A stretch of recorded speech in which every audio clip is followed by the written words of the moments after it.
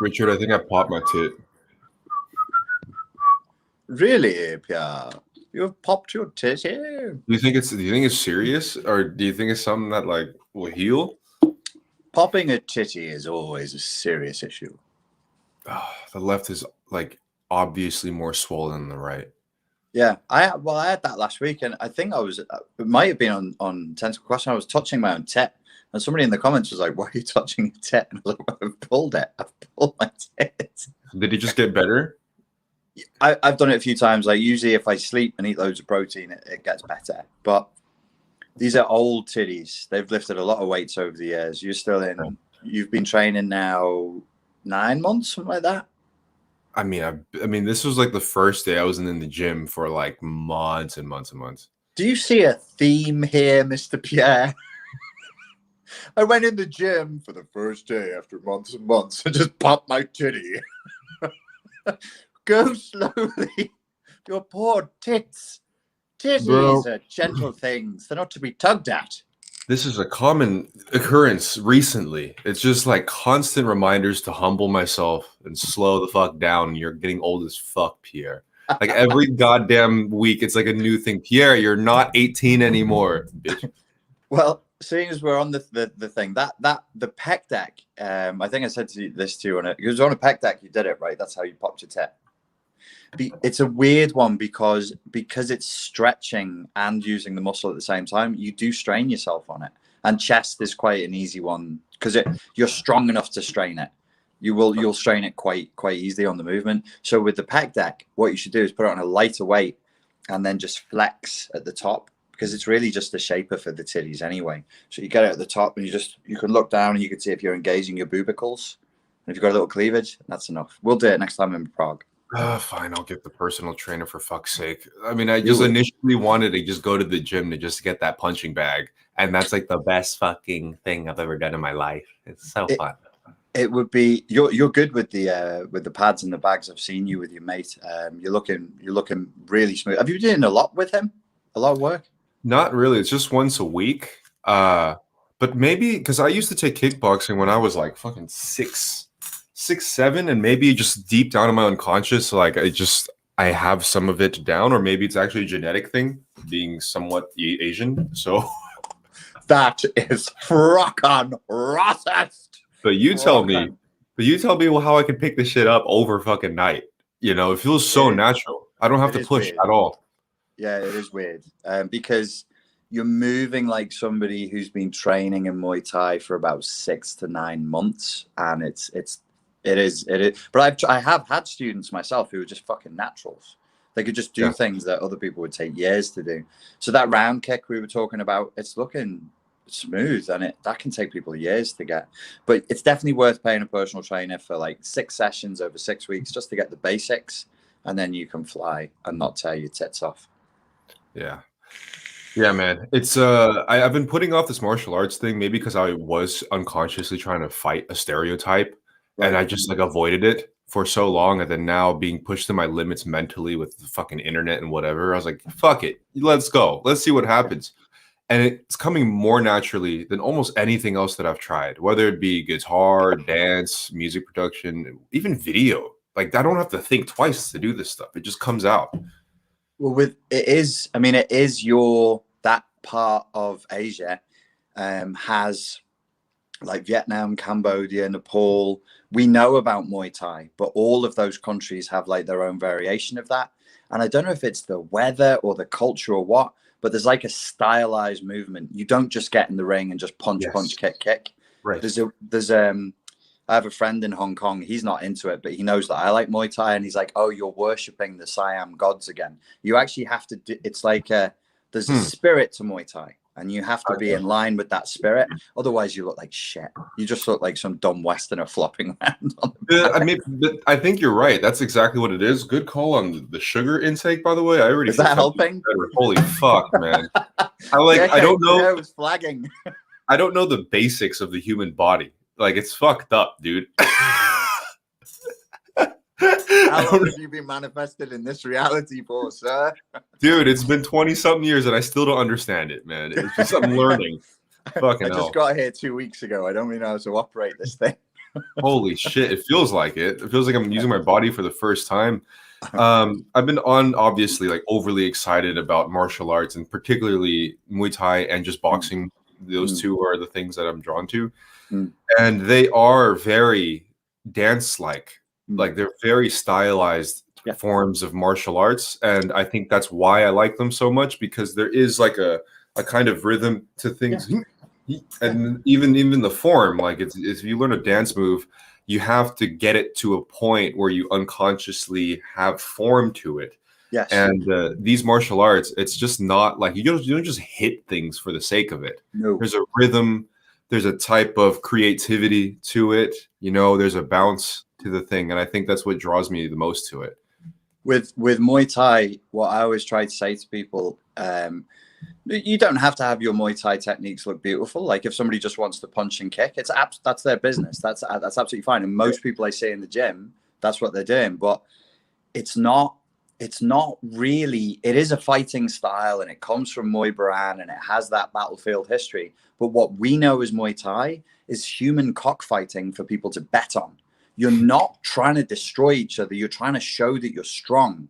But you're trying to show that you're strong through this cultural framework that is just different to ours. So part of it, you're not supposed to be in there to knock your opponent out. You're putting on a show. You take your hits, and you're supposed to just be like and smiling and happy to say Jai D, Jai D. You should have a happy heart, a cool heart. Your mind, you never get angry. You smile at your opponent. You respect their trainers. You respect your trainers, and you just let it happen. And if you go in with the wrong attitude and you're like, how do I fucking punch your fucking gut? It looks like shit. It looks awful. And nobody wants to bet on those fights unless it's for a joke, unless it's just like they're taking the piss out of you. That's fascinating. I don't know the history much about it other than just really short blurbs that my trainer will tell me. But that makes a lot of sense because I watch videos of Muay Thai and they have the sounds, the and then it's like like you said, there's a showmanship to it. It's more it really it invites the audience to be involved as opposed to just a pure I'm here to murder you type of thing. Like I think that's what I'm naturally drawn to. There's a not an arrogance but a performative aspect to it. We all want to see the most beautiful teep that you can do. Even your opponent wants to see your amazing teep. And if the spirit should be like if somebody pulls off an amazing spinning elbow and cracks you in the head, you're supposed to smile and say, that's a nice technique. It's not my ego beats your ego. We're here to express how beautiful the art can be, whilst the fat uncles drink beer and gamble on it. Dude, that's fascinating. It's probably the only martial art where you always see people smiling at each other, just kicking the shit out of each other with elbows and knees. Yes, it's such a paradox. Like why?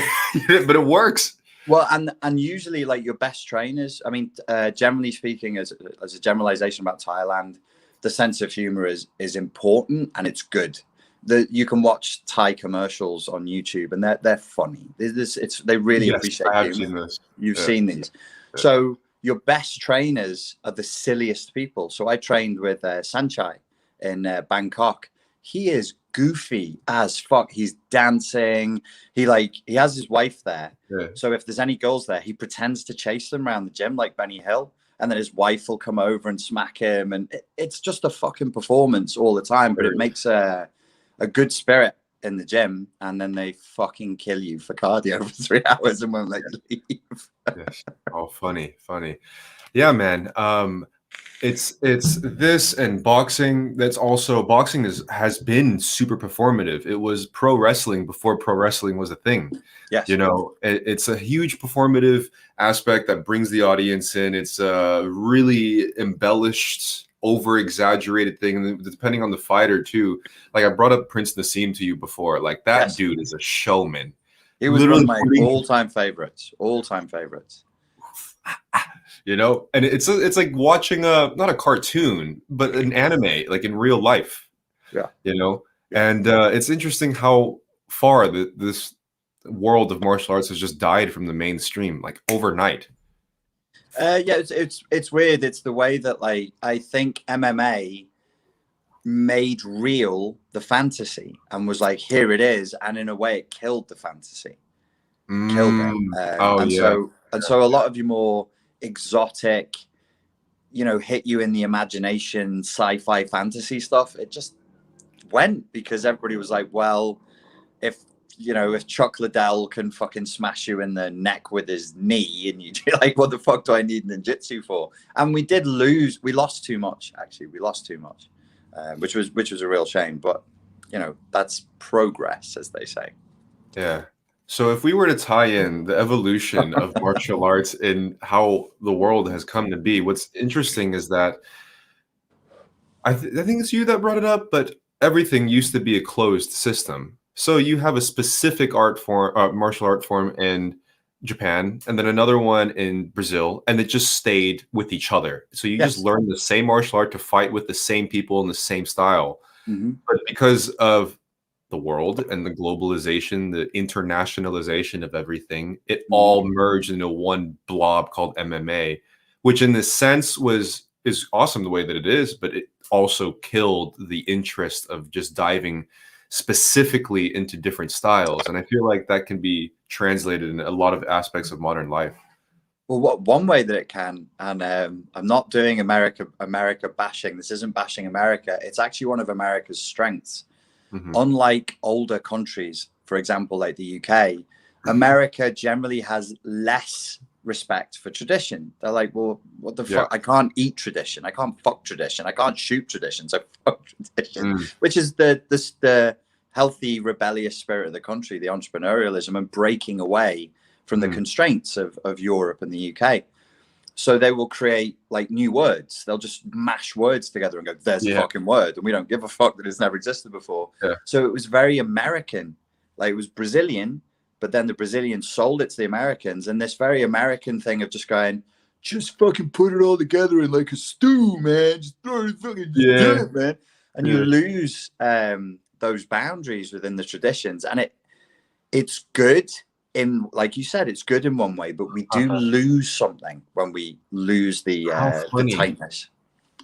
That's a really good point. One of my friends out here, she's very, very a Czech, I guess. Just really grew up in this closed system of the Czech Republic, and not traditional necessarily, but just maybe not as fucking absurdist as I am. And I would always come up. Who is Pierre? You can't rate people like that. Are you crazy? This fucking chick isn't as absurd as I am. Oh, isn't she? Okay, so set the bar a little lower. So basically, like I always come up with random fucking ideas, and I was like getting into boxing. I was like, yo, what if I just created like a Thai Bo course that combined like forms of hip hop and krump with boxing and Muay Thai movements in the middle of it?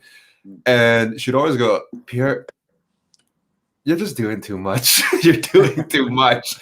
So like the idea of almost dismantling original forms of structure and then combining for something new, I think is primarily a very American trait, for good or worse, that it almost can be seen as too much or a threat to certain people, but maybe natural to somebody like me or you. Well, I think there was like you see the same thing in the spirit in New Zealand or the spirit in Australia, which is obviously this is a country that recently developed in harsh survival conditions. So throwing stuff together and just making do is a good thing. And if you're highly adaptable, it's quite cultural value, unspoken cultural value. If a person is very adaptable and they can just fucking make do without whinging, without fucking complaining about it, it's respected. It's seen as like, good, you're tough. But yeah, as you say, like if you're doing that all the time, the question is, what do you lose? To that point about boxing with hip hop movements, you will not be surprised to know that out in New York there is a style like that called 52 blocks, where it is it's part dance movement and part boxing, allegedly developed inside of the penal system, known as the only truly Black American martial art. 52 blocks. I've never heard of this. This looks fascinating, man. Yeah. Okay, I I'll mean, check it. it's not amazing if I'm being honest. It Mm, never picked up, but you can see a concept is there. The effort to create a style based on flamboyant movement, deceptive movement, and effective movement as well. So yeah. it's pretty cool. Like, it would probably be inspirational to look at. And a lot of martial arts are like that. You look at them and you go, oh, there's something here. There's a concept here. Mm. Is it going to save my ass in a bar fight? Probably not, but it's still Yeah. interesting. Yeah, and then there was that Tybo stuff for that happened for us, super popular. He's like a millionaire, so I'm like, maybe I should do that. I don't know, but from a distance, like to the modern general average eye, this obviously just looks like relentless violence. A lot of this stuff, Mm, and not I didn't necessarily think that, but I was really unaware of the expression and the art form underneath a lot of this stuff. right. Until I started doing it, I started realizing the dance-like expressive nature of boxing and Muay Thai and stuff like that. Before, from a distance, it just looks like you're just hitting shit. Mm, But there is really a specifics to how you go about it, when to do it, the timing with the other person.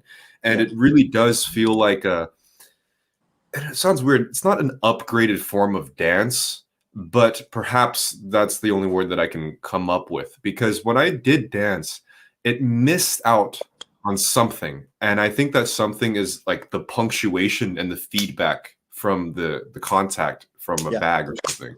Yes. Yeah.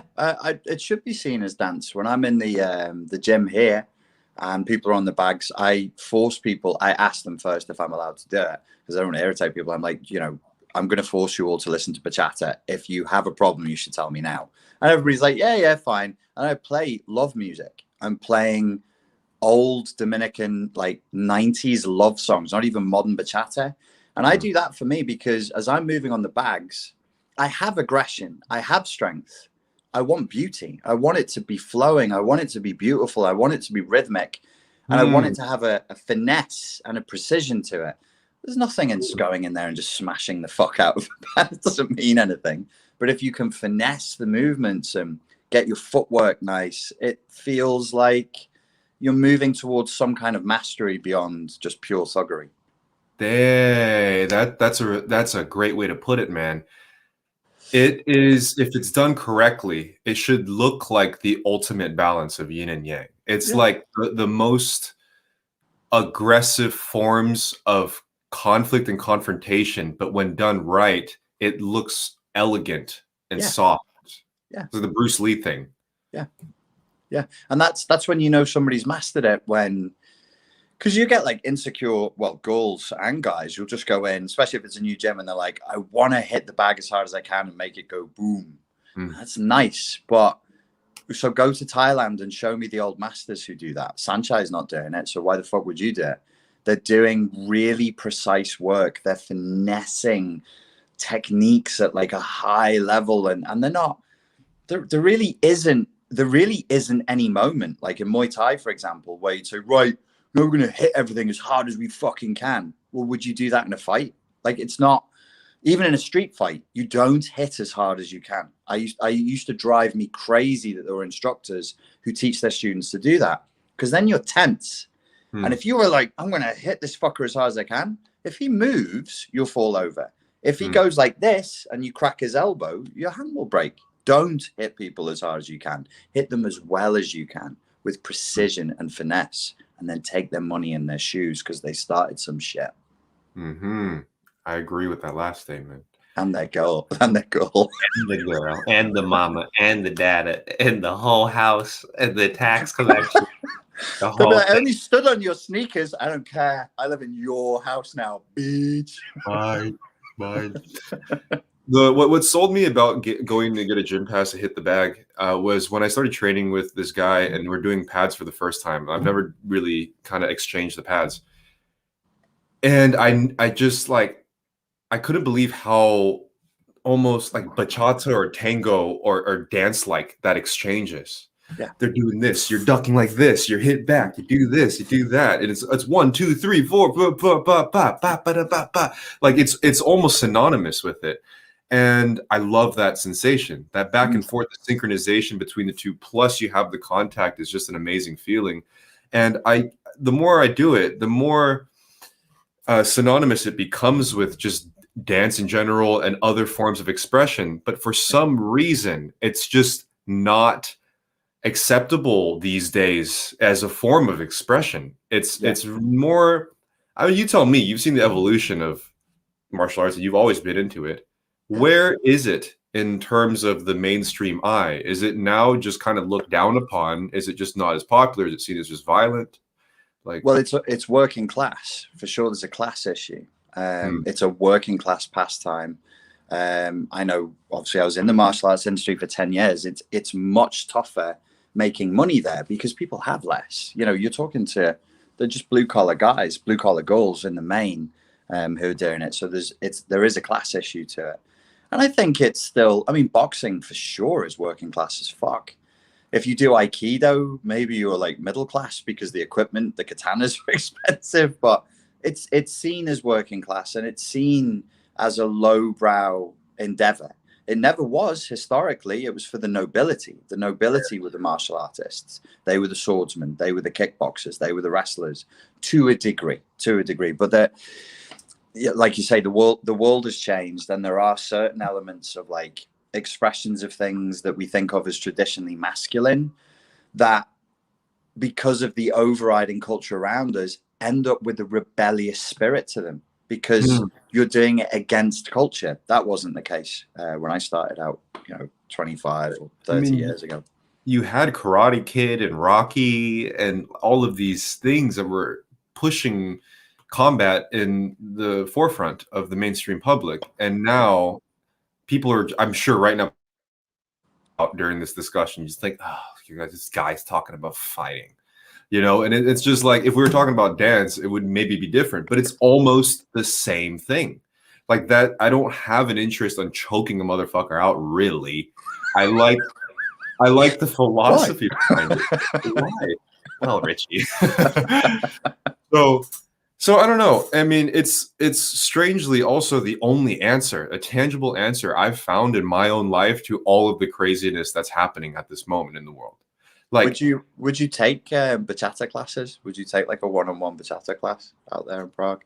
I don't know, man. There's something about the forceful, straightforward, almost.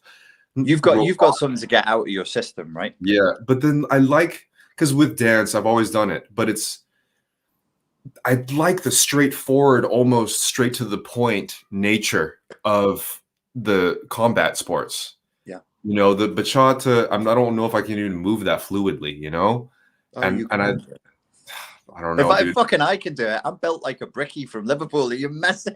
If I can fucking do it, Snake Hips here can. Maybe you're right. But I will say I was more than impressed with how fucking loose you can be on the bachata dance floor. Jesus Christ. I like dancing. I like dancing in places because people go, "Where are you from?" And I'll say Inglaterra, and they'll go, "No, but really, where are you from before that?" And I'm like, "Well, what? Look at me. Where do you think I'm from? Do you think I'm from fucking Spain?" Yeah. They don't believe I'm English, which makes me really, really fucking happy that they don't believe I'm English.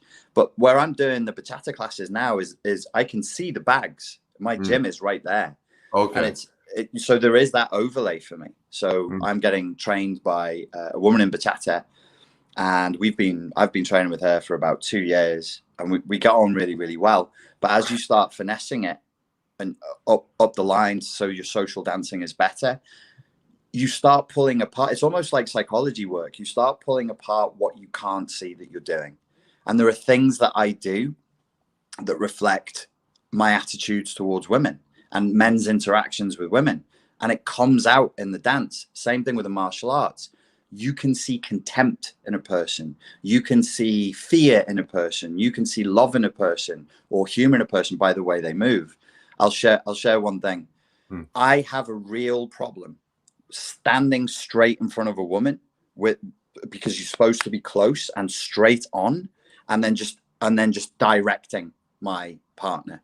I fucking really, really struggle doing that because my unconscious is saying that's aggressive. That's aggressive. So every fucking time we're training, she's saying, stand like the Spanish, stand like a matador, and move me where you want me to go. And my fucked up English brain is going, no, that's cruel and impolite. I think it's very good reason to think that. Yeah, well, yeah, you could. Well, yeah, okay. This is like this is the thing about the closed systems and now the globalized system. Right. In Spain, if the dance stayed a closed system, it would be fine for anybody involved in the art form. But now, because things leak out to everybody in which part of the world, mostly America, because we are living in America, and America, like you're going to be viewed from that lens, which is like, you cannot tell her what to do. She's strong and independent, and you cannot lead because that's oppressive. But in bachata, I mean, I am a good lead, but she's saying she wants me to be the best lead I can be. And I always leave like I'm 90% leading. I'm like, this is what I want you to do. And it's on time and it's a clear lead. But I'm always leaving that 10% of, unless you don't want to, in which case. And she hates that. She's like, no, the woman should have no choice. And I'm like, listen to the words. We're talking in Spanish. I'm like, listen to the fucking words you're saying to me. She literally says to me, for her to know absolutely where you want her to go, she should have no option. And I'm like, how do I tell you how fucked up that sounds? She doesn't care. She just laughs. She's like, I don't care. And then I've seen her lead women as a man, and that's what she does. There's no option. If she wants you to go somewhere, that's where you fucking go. I really wonder what like a lot of the mainstream Western narrative would do if they were confronted with something like this, like in a specific art form. Is this an unacceptable form of dance because that's how it's been? Do we stop it? What do we do with it? Well, you can quickly escape the trap by saying, you cease to say male, female, you say lead, follow, or yang, yin. So it's great as Tai Chi. Bachata and Tai Chi, even the movements sometimes, especially sensual bachata, overlap. So I am yang. I'm structure. I'm not beautiful. I'm not to be looked at. She is yin. Or if it's a man, because I'm a man dancing with a man, or whatever the combination is, the yin is beautiful. And I am merely making a protective space I'm like a trellis, and she's the flowers through the trellis. So her movements reflect that more of a chaotic, spontaneous. She's allowed to do what she wants within my structure. It's just called styling. But I'm not, I can't, there's no styling for me. I'm structure. I am rigidity. I am the wall. I'm the protection, and I'm the guide. So it's really interesting because it fucking works. It works. When one person is leading and one person is following, and they're both trained and they know each other and there's trust. It's beautiful. It's beautiful. And you can't have it like we're leading, following, like we're swapping turns every 10 seconds. It just doesn't work. But it has to be 50-50. Otherwise, it's oppressive. And at that point, Richard decided not to add anything else, just in case. One of the other things she said to me is, I have a tendency, I keep stepping away. So I'm being yin, which in a Tai Chi, if I step back, I'm forcing my opponent to meet me. I'm forcing her to move forward. And we got into it. I was like, isn't this a bit like life now? Men abandon the space and women are forced to take up the slack. Well, because what else are they fucking supposed to do? They have to move to where the man is. So then the woman is sort of coerced into assertiveness, where she might not have been interested in being that assertive, but now she's forced to do it. Yeah, it's almost funny because if you point the metaphor to life in the way that you look at dance, or bachata specifically, it's almost as if everybody's being told that they need to dance bachata by themselves. Everyone. That's a really interesting way of looking at it, yeah. And largely speaking, we are obeying, aren't we? We are choosing to dance bachata alone, because then you can't be wrong. You can't catch a case. Yeah. And it's metaphorically or literally. That's pretty much it. Like, whether relationship wise, go do your own thing. Don't be around anybody. And even in terms of career wise, you don't rely on anybody. You just do it. And it sounds really ridiculous if you paint it towards what do you say, a double dance? I don't know, a dance that involves two people. And you told them, oh, you actually don't need the other guy. You don't need the other girl. Just do it on your own. And it just looks silly. Like it just wouldn't work. You have to be both yin and yang equally by yourself. It's just pointless. I mean, there are great solo dancers, of course there are, but that's not what bachata is. It was never what bachata was supposed to be. And pretty much all, as far as I know, all Latin dance is partner dancing, and it's all based on the same principle right the way through everything. It's yang and yin. So yeah, we are being encouraged to dance on our own. We're being encouraged to hyper individualize and even just stay physically in our own spaces. And eventually it will be pods. The Matrix pods will be coming. I don't know how many people saw the Netflix series Maniac. It's not entirely successful, but it's worth watching because it's full of really interesting ideas. And there is a pod in that somebody chooses to get into because they're anxious and because their life is hard. I see that in our future. We will have pods at home. It'll be like, oh, go in this pod and you're guaranteed 4 hours of great sleep. But then it will go from you can go in your pod to you must go in your pod. Yeah, it's either you must or it's just so enticing and easier that why wouldn't any human just go into the pod? The pod will have like it will develop over the time and the technology a gel fluid that makes you younger, that cleans those scars in your skin and on your body. You'll sleep amazingly in there. If you want to have a certain type of sleep, you can set it. If you want to have simulated experiences or you want to go flip in the pod, you can do that. You can flip a celebrity in the pod. We'll do everything. But there'll be no reason to leave. We'll willingly go into our Matrix pods. Well, even the thing is, like, as a proponent of VR, sort of, like, I'm also very aware that, like, Mark Zuckerberg is with Facebook creating something called the metaverse at the moment. Did you know that? What the fuck? Yeah, he has like a whole team and a whole division on Facebook that's designing the metaverse, which is going to be like kind of what it sounds like, a whole social space that everybody shares together. The only social space that anybody needs now is in real life. I think it's quite an easy pitch. When I did the Plugged In documentary a couple of years ago, people were like, fuck off. He's just a grumpy middle-aged man going on about social media. I think many people have had their fingers really burnt now by social media. It would be a much easier, like if I did a new documentary on it, the pitch would be so much easier to be like, let's build communities offline. Yeah. If I was the social media giants, I would be worried. I'd be very worried that people will leave in droves. I thought the exodus was going to come 2-3 years ago. It's probably still 2 or 3 years in the future. But I think people will just give up because it's shit. It doesn't do what you want it to do. If you snorted Coke and it didn't make you high and it just fucked your nose up, you would stop taking it. And I think that's what's happening now.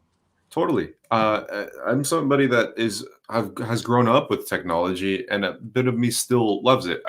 Part of me still understands that this wouldn't be possible if it wasn't for this stuff. We wouldn't be able to talk. But I can also see at this current stage, it's really fucking everybody up, including myself. And I reached the rock bottom as if I was an addict, and I saw the lack of benefits that came out of it. It's really messed with my brain. And just having maybe a month, even 30% less of my involvement has made me way more composed, way more sane, way more mature. And obviously hitting the bag is probably the most visceral feeling that you can have in physical reality too. So that's kind of like a crash landing and reminding me of like where life should actually take place. I think at this point, seeing how big tech, mainstream news media, I know they're just fucking idiots online. It's really hard to make the argument that stay online is better for you. It's really hard at this stage, even for someone that loves it like me. I can't make the argument. I would say if you look at like the impact on the individual and the impact on the collective of a lot of boundaryless social media usage, you could very easily construct the argument that you're in an abusive relationship, to the extent that, like, you go, how long did you use it for? How did you feel? How long did you use it for? What did you do on there? What impact did it have on your personality? What do you believe to be true about the world now? I just think it rots people's worldview. It rots their, I don't know, I want to call it like moral courage. I don't know how to say it better. Like a sort of a sense of, you know, I'm here, I'm human, life is good. Whatever we call that, it rots it. And it's not vaguely rotting it. It goes straight to the core. Yeah. And it's like, zzz. So you keep using it, and eventually you're like, you know, you have no, you end up with no boundaries, no lust for life. Mm-hmm. You lose your faith in people because your online interactions, as we've said many times on here, are just so abusive. And I would say, look, you're in an abusive relationship. You're in an abusive relationship with the artificial intelligence of these wankers. Yeah. Exactly. And I wanted to actually bring up those exact words for today. It was, I literally feel the same exit from social media like my last abusive relationship with a person. Really? Yeah. Like it's the same. It's not post-nut clarity. It's post-relationship clarity. You know what I mean? It's like, holy fuck. I was getting whipped around by so much confusion, bossiness, emotional manipulation, like all of these things. And just having 1 month away from that last relationship and 1 month away from this, it's a really similar place. It's more clear. I'm more in my body. I'm not so influenced by some passive aggressive hint at something about how terrible I am, you know, and I'm just away from it. And just by being away from it for a good amount of time has really improved so much. And you don't realize until you're out of it. Just putting it out there randomly, Pierre, how much of these interactions do you think, when it's abusive, is like the person saying, how much control do I have? Okay, so I'm going out with you. It's our dream come true, Pappy. Everybody would be so happy. And I look at Pierre and I say, I want to wind him up. And then I push Pierre's buttons and I'm like, oh, I see another hot guy on a wheel over there. Did you see him? Wasn't he hot? And I push your buttons and you're like, I feel your fucking like jealousy and frustration. Aren't I getting a little high off that? Can't we say? Oh yeah. Like it's a power trip, man. Like for example, like you're, instead of the wheel on my case, it's like the gym for you, right? Yeah. And you know, you're with somebody and they were like, oh, that guy can almost squat more than you. Like I would kill him. and then the moment you react, it's like, ooh. But then also when you react and be like, oh, so you're insecure. So it just piles on, and it's just like constant. I'm better. Oh, he's insecure. You know what I mean? It's just constant power trips, like mini microdoses of power. Oh, and what kind of moral fortitude does a person need to not abuse that power? We would like to say, well, all of us would say, fuck, my partner, who I love, they feel insecure about that. I'm not going to look at the other girl. I'm not going to look at the other guy, because you could just, we all know these games. I'm with my girlfriend. A hot girl walks by. She sees her first and I feel her tense. I feel her look at me like she's going to look to see what I do. I have a choice. I can pretend somebody called me, or I can turn to her and talk to her, or I can go, oh, there's a hot girl here, and look at her. What did I do wrong? What did I do wrong? Are you going to call your mom and say that I looked at a girl? You'll sound crazy. Who are you going to call? Nothing. Nobody's going to give a fuck. But I know that pisses her off. So I can choose not to do it. Why does that not happen? Where are we fucking going wrong? Okay, I'm gonna reach pretty hard here. Go. But the structure of social media is built on micro doses of power and serotonin, or serotonin. Power is probably one of the outlets. It almost trains a brain to consistently search for that microdose in other elements if you're trained on social media. So, for example, you can just like, oh, the bling, you post something, bling. Yeah. I'm thinking, what if when you're with somebody like that, they're still in the mode programmed to find that microdose, a surge of something. Yeah. So unconsciously, like they know that a reaction will occur. So like, bring, you know what I mean? 100%. 100%. It means though that your stance toward the relationship, or if you're a woman, your stance towards men, or if you're a man, your stance towards women is combative. It's combative. It means you think this is a game of winners and losers. Yeah. I'm not going to protect your feelings. I'm going to give you a little cut.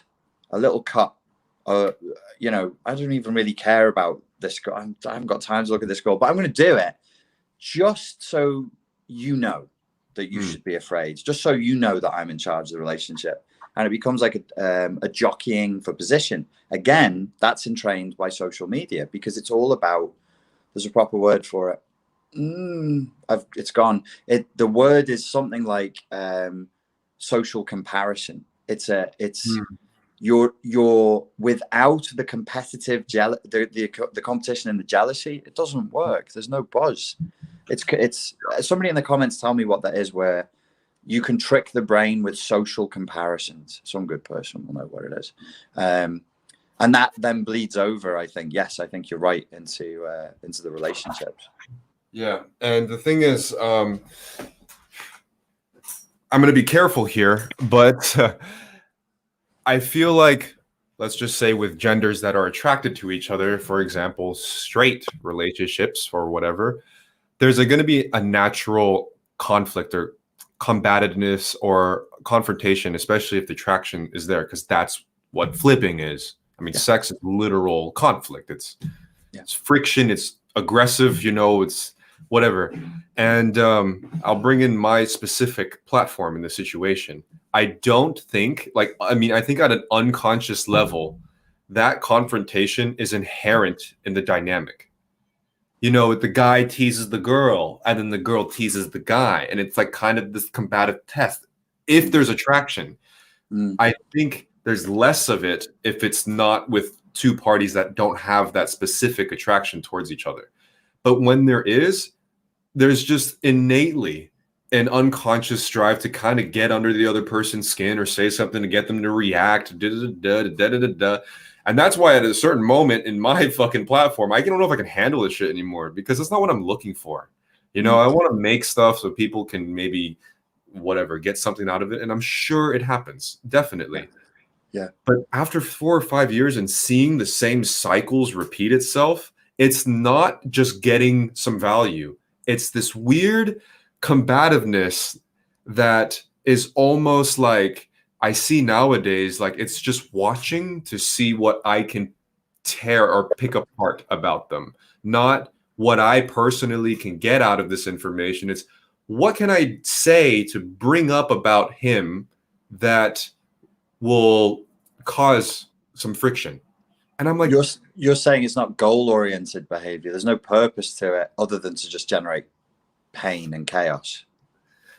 Yeah, that's a bit of excitement, a bit of just a bit of drama, serotonin, just some bring, Yeah. No, I can see that. Obviously, it's shifting, especially between the sexes. It's shifted a lot in the last 25 years because I started dating 25 years ago, and I can see it. I can see the shifts, and I don't know. I kind of feel sorry for people, for humanity now. It's gotten really, really, really, really, really fucking bad to the point where, well, you know what it's like. It's not impossible, but it's a bloody hard, and really to be like not trying to be cruel or break anybody's dreams, but unless you are very, very high value in some, and I've got to be so fucking careful. you will not be good enough for most people because most people are really fucking entitled. They've no idea what they're entitled to. None. They think they're entitled to everything because social media and mainstream culture hasn't trained them into that.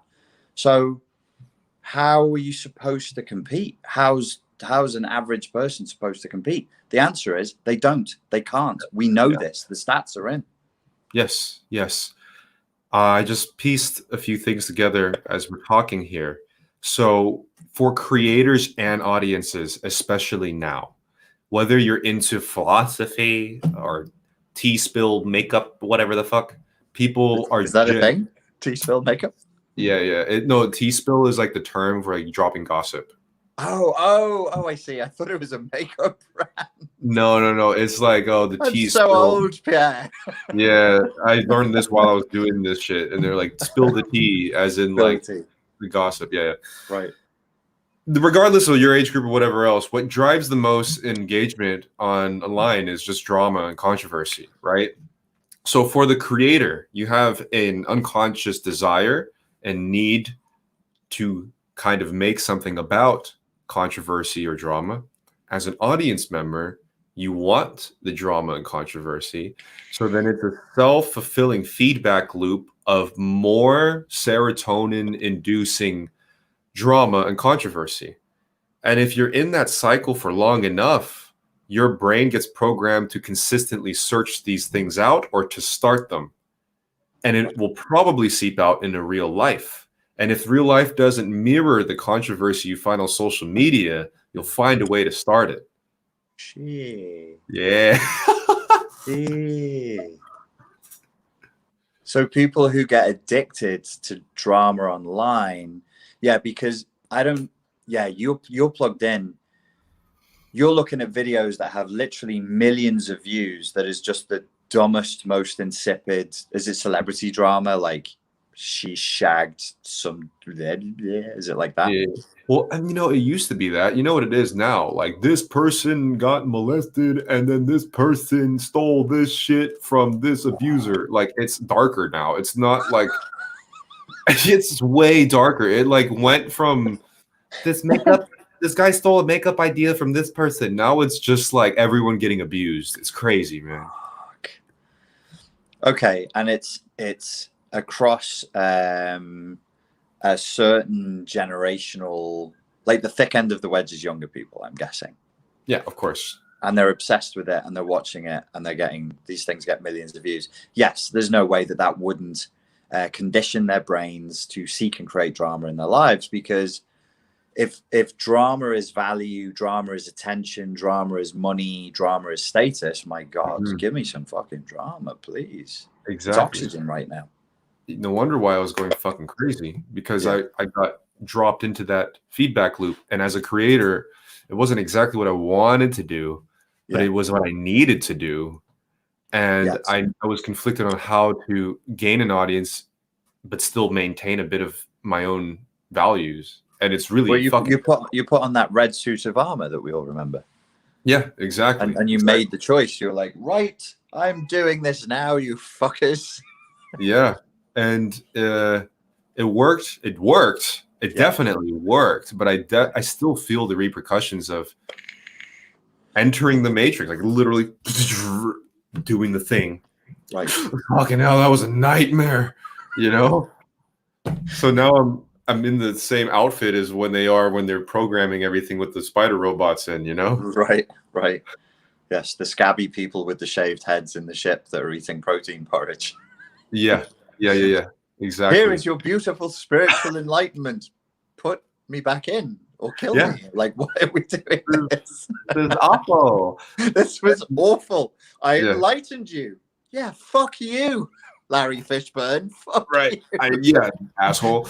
So the thing is now I see I don't know if it's necessarily what you call the tides turning. Maybe there's a bit of it. But I do see collective fatigue. I see a lot of people just numb and bored with even drama on the internet now. Like a lot of just the same people that want it, they don't even want it anymore. You know what happened to me where I was saying I was really enjoying TikTok and I loved it and everything.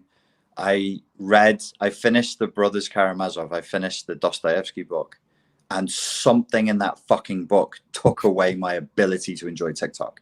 It stole it. It killed it. Oh, I can't watch TikTok videos now. I can't do it. New title for the next video. This book ruined social media and TikTok for me, or some shit. That's fucking great. Yes. Yeah. You guys will see that this week. There you go. Fucking great, Pierre. I love that. Good. I would click on that. Yeah. No, it's something. It's something about. It's such a. Obviously, everybody goes on about it, but it's something about narratives that you get from reading the Brothers Karamazov, and I just feel exhausted, depressed, and like I can see right through what every TikTok creator is doing, and it makes me sick. I get like sick. You know, if you're in the back of a car when you're a kid, that car sick, and you like slouch down. It's been a 4-hour drive. I feel like that. I fucking feel like that. What is it specifically? The cheapness of it, or it's the retarded, gratuitous reaction seeking. It's bestial. It's so stupid. It's so fucking stupid, and I can't watch myself watch it. I can't sit there on the couch. I was doing it for hours. I was quite happy, bathing in serotonin, telling myself I'm researching TikTok so I can make TikToks that get millions of views. Which does it help? Maybe a little bit, but eventually I was just conditioned to it. I was addicted to it, and now I can't. I don't get pleasure from it. I'll watch like 3 and I'll just go, oh god, fuck, oh yeah, oh is it? Yeah, oh yeah, good, great. It's like I can see what they're doing before the show has begun, and I'm like some cynical Charles Bukowski, like, this is garbage. This is just shit. I hate it. I hate it now. Sure. Thanks, Dostoevsky. And I think that's that same numbness and fatigue that a lot of people feel at the moment with any social media platform. But TikTok is still kind of fresh to me because at least I can see new content. At least I've trained the algorithm where I've found some educational stuff, some interesting tips in boxing, stuff like that I enjoy. But everything else is very numbing, and I don't get any value from a lot of content these days. You've just reminded me of something. In the name of full disclosure and honesty, I actually think my TikTok broke and it forgot who I was. I think it forgot something. My TikTok started going weird. I couldn't sign in, then I could sign in, blah, blah. And it's almost like the algorithms forgot what I like to see. Okay. So it tried to relearn me from scratch. Okay. And I was like, what is this? And I think it just went, oh, he's a 43-year-old man. Here's some clips from football. Or and he's British. So let's show him comedy clips from 1992. And I'm like, I fucking hate British comedy. Don't fucking. So it's still interesting. Okay, so maybe TikTok, maybe I'm not over TikTok. Maybe I'm over TikTok that's not fitted to me. But that means we're addicted to the echo chamber. We're addicted to getting exactly what we want 24/7. And maybe it did me a favor by, I don't know. I don't even know how that would glitch, but it seemed to forget who I was. Yeah, maybe it did. The best way I can maybe suggest for myself is just having a conscious, softer approach to social media and being a little more in control and aware of what you're absorbing. And I use my TikTok algorithm very consciously. I purposely like and save the ones of the types of things that I like the boxing shit, the advice, or the social commentary stuff, whatever it might be. I'm not just like, oh, that's hilarious. Like, I try not to let that happen. Otherwise, the whole feed just gets retarded, you know? And that's kind of, I think, most people's feeds, perhaps. Yeah. But in general, though, I ask so many people from all backgrounds and ages what they think about YouTube now and Instagram. And they're just like, I don't even really watch much anymore. There's nothing there. There's no movements. There's no movement. There is no value. There's not even interesting drama at this point. It's so numbing. It's so empty. Do you think that the side effect of the last year, because we were forced to like, everybody's so bored and lonely. Yeah. Maybe we just ate too much of this cake, and everybody's just like, it used to be delicious. I fucking hate this now.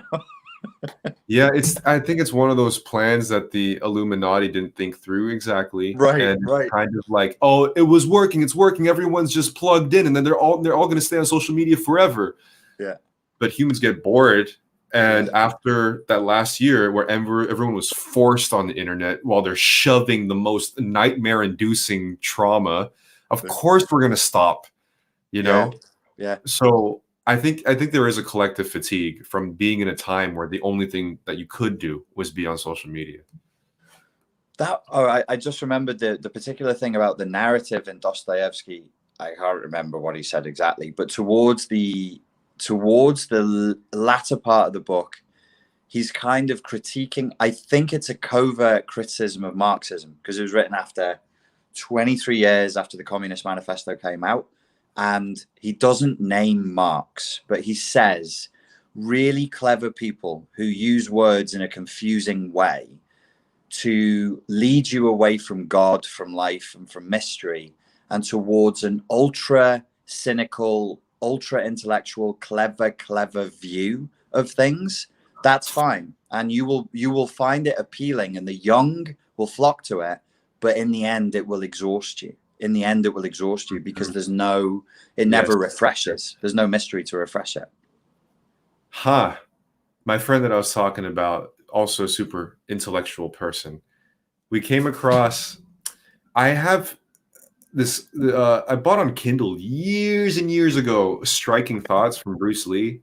And it was like these little blurbs like that are very confusing. Like I honestly think at least 25-30% of that book just doesn't make sense. It's just like the mind is not the mind, but existence of the mind is most of these quotes are misattributions, mate. Most of them. Yeah, somebody hit me with one the other day. Bruce Lee said a successful warrior is a man who just didn't give up trying. And I'm like, no, he didn't. He didn't. There's no fucking sort. People just they jerk off, they write some shit in their own sperm, and then they write Bruce Lee said this afterwards. Yeah, I think, but this book is supposed to be written from him, so I don't know. Whatever. Regardless, we came to the topic of this approach to philosophy that's very Eastern, like these 1-2-liner confusing fucking quans, or whatever you call it. Zen, how do you say it? Quans? A Zen quan. And there's a lot of meaning that's ambiguous underneath. And it's very simple. And it's just like, maybe it reveals something to you. Maybe it doesn't at all, depending on who you are. Yeah. And my friend is like, oh God, this shit is just, it's so cheap. Like, this doesn't mean anything. It's so cheap. And I was like, why? Why is it cheap to you? And she likes reading Nietzsche, Engels, whatever, the who, the ha, like all these academia things, like long texts that are hard to understand. And she was basically saying, because when I read these things, it's so specified and so specific that it's very hard to argue against, and it means more because it's super detailed in the minute. And I'm like, okay, so I think that's the difference between Westernized philosophy and Eastern philosophy. Because in Eastern, you say way less. You kind of get out there, and it's not so meticulous. I won't rush like a Weibo fanboy to the defense of Eastern philosophy, but I think what happened historically is Western philosophers got the impression wrongly that that's what Eastern philosophy was, and they still have it to this day, because it propagates in you're talking about trite aphorisms. So somebody says a Zen Quan, and you're like, what the fuck you? That doesn't mean anything. There's nothing to it. It just sounds like a trite aphorism, like right. In the film The Mystery Men by Ben Stiller, which only people of a certain age will remember, they were all like crap superheroes. Did you ever see it? Maybe. No. Yeah, you might have done when you will have done when you were a kid, for sure. Yeah. I'll post the clip on my Instagram right afterwards because I've got it lined up. The guy who played Magua in Last of the Mohicans, he's Cherokee, funny guy, funny as fuck, and he plays a character called the Sphinx. And if somebody complains to him and says, I can't do it, I don't have the confidence, he'll be like, maybe it's that the confidence doesn't have you. Yeah. And they'll be like, oh, I don't have the strength inside of me. And he'll be like, well, maybe the inside of the strength is that he just flips it on its head. Ben Stiller's character calls him out for it. And we got this cartoonized caricature of what we thought, what we Westerners thought Eastern philosophy was. And it's not like that. It really isn't. But it's not readily accessible. It's extremely well developed. It's insanely well developed, but it's hard to read. And they're not writing like we wrote. There's no, they're not printing, pressing. Our Western philosophy, and I only know this recently because I only started to look at philosophy again about a year ago, is much more capitalistic. It's, I'm Richard Grannon. Here is my philosophy of fuck you in the ear. And see Engels, he was fuck you in the eye. Well, he's wrong. And it's like, it's almost like a battle rap. Right. Yes. The Communist Manifesto has battle rap elements to it. They did not invent communism. It was like a diss to the fake communists. They were like, oh, you say communism is this, wrong. You say communism is this, wrong. You say capitalism is this, wrong. This is the real Communist Manifesto. And there's that, it's never from nowhere. It's always an agenda and it's always a sales pitch. Freud, sales pitch. Jung, sales pitch. There's no psychologist you can name or philosopher in the Western tradition, maybe the monks, maybe some of our monks, that you couldn't say this isn't a sales pitch. They wanted to be known for how clever they were. It's not like that in Eastern philosophy. There's not 1,000,001 books written by people who are like, oh, is that your book? Well, here's my book. Oh, is that your book? Well, here's my book. Well, it's all a response to something. It aims to rid a lot more of subjectivity in the Eastern view of things. It's not like this author has this specific view on something, and this author has a view that adds on but debates that last view. Yeah. The wind only brushes against the leaves that are able to withstand it. Where's my fucking paycheck for this shit? You know what I mean? Yeah. So and they're living in a different economic system. They're living in a different. It's very like Western philosophy is very European. It's got the fingerprints of the European mentality all over it, and it's not patient. Not patient. Yeah, that's right. It's not patient, and it's not somatic. You shouldn't be in your body. Go and meditate. The fuck am I going to meditate for? I'm going to keep drinking rum, smoking opium, getting fat, and telling you what I think, commodity fetishism is, or the true nature of women is, or the way I look at it is, so if you look at everything in terms of sculpture, perhaps Western philosophy is consistently starting with maybe the foil that you crumple up. You start adding bits of putty and clay, and then you start painting over it, and you add another thing, And Eastern philosophy is a sculpture, a marble sculpture that you're consistently chipping at until you're almost just a ball that you polish. It's exactly really smoothly, and that's it. There's no face to it. It's just this. But it took longer. But it took way longer to develop this thing, and it took 10 times more patience to make this thing than this giant sculpture of a bird eating a fucking, I don't know, a chicken or whatever the hell. And this looks like they just found it from the floor, like the ball. Yeah. The ball is just so simplified, and there's nothing to it. It's just this. Like, how long did that take? Probably 2 days. Doesn't mean anything. I don't see any colors on it. But the approach was way different. It's the simplicity found under layers of complexity. Yes. Yeah, definitely. And you can see that. So you have prioritization of subjectivity, prioritization of objectivity, prioritization of simplicity versus the prioritization of complexity, because the Western mind conflates content with value. Yeah. And it's not, it's wrong. It's completely backwards. It's content. I'll make a broad statement, and I think I can back this up. Content is actually misery inducing. And my start out was in Eastern philosophy, pure Zen meditation. I had a great instructor who's one of the best in the world called Terry Ezra, and a famous dude. And he just happened to live down the road from me. I was lucky. And that's what we would talk about, is like, the nature of content. And it's funny that this is pre-internet. Now we talk about content. I can be a content creator. Back then, content only meant that which could be. Now it has this overtone of value within the internet space. But it was known then as misery-inducing and should be known now as misery-inducing. If you take on content, whatever the content is, however uplifting it is, however wonderful it is, you will get tired because it's tiring. You're hearing my words, you're hearing Pierre's words. You got to interpret that.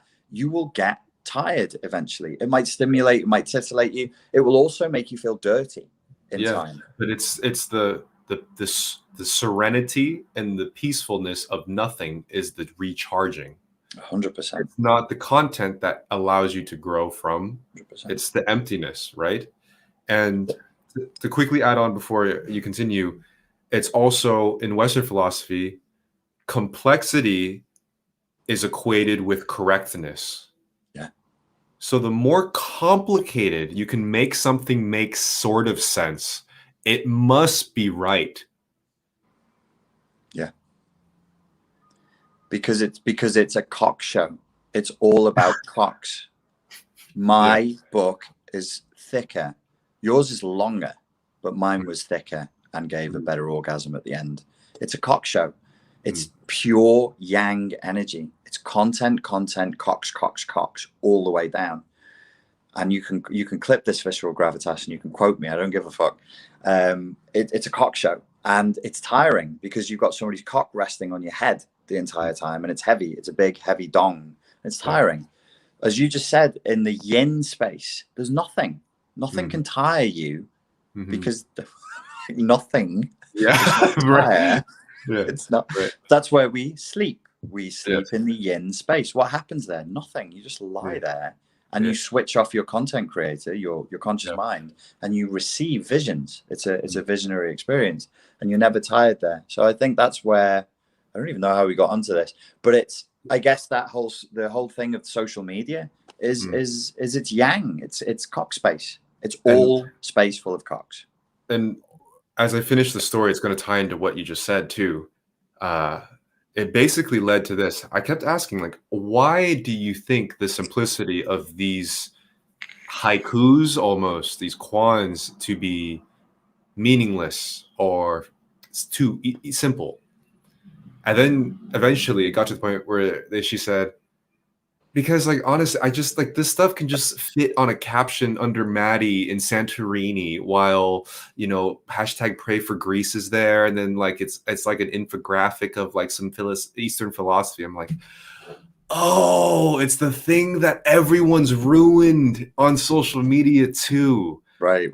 Taking another sacred fucking thing like yoga, Buddhism, whatever fucking else, and it's just murdered it mercilessly into something that's completely superficial and fucking shallow, that the whole entirety and the approach of Eastern philosophy is now dwindled to Maddie and Santorini. And that's her association with it now.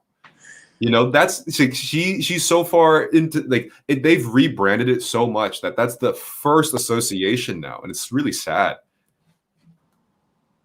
Yeah, I see that, and I can see it justifies itself. I think the thing that I would say to your friend is the difference is the way. So what the Slavoj Žižek says, he says, ideology doesn't just teach you what to want, it teaches you how to want it. And this is the true perversion, I claim. So the perversion is we're trained how to want. Western philosophy trains you to consume the philosophy. It's a consumer thing. You take it, you eat it, you throw it away. And it does it for you. It does, it thinks for you. You read Nietzsche and you have him in your head. He's thinking for you. He's taking you by the hand and going, now this, now this, now this, now this. Maybe he'll leave a little scope. When you read a haiku, you're supposed to ingest that. You're supposed to sleep with that. You're supposed to take it like a psychedelic that gets inside of you and is a meme.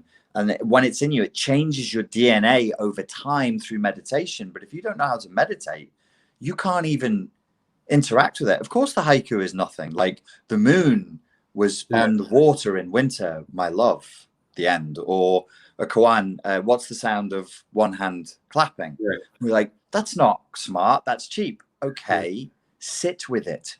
Sit with it. That's the Eastern style. Ingest slowly, spar with it, wrestle with it, make love to it, you know, whatever. Like, it's supposed to get inside of you and change you. I remember once years ago, I said to people, because I did this meditation. Anybody who's watching can try this. Nobody will, because they're consuming this and they won't do anything. If you want a good meditation that changes the way you think for life, spend 30 minutes meditating on the nature of television.